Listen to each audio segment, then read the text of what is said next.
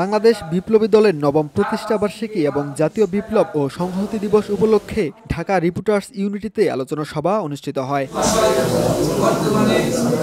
সভায় BNP chairperson উপদেষ্টা আব্দুস সালাম বলেন, আমরা যে স্বাধীনতার স্বপ্ন দেখেছিলাম ১৯৭২ সালে সরকার গঠনের পর সেই স্বপ্ন বাস্তবায়ন হয়নি। অভ্যুত্থানের পর জামাতের উপর ভর করে যাতে আওয়ামী লীগ ফিরে না আসতে পারে।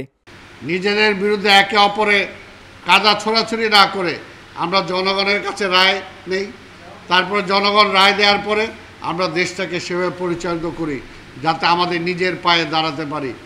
আমাদের এখানে যাতে আবার ওই ভারতীয় আধিপত্যবাদের শক্তি যাতে কোনোভাবে আমাদের এখানে আবার না আসতে পারে।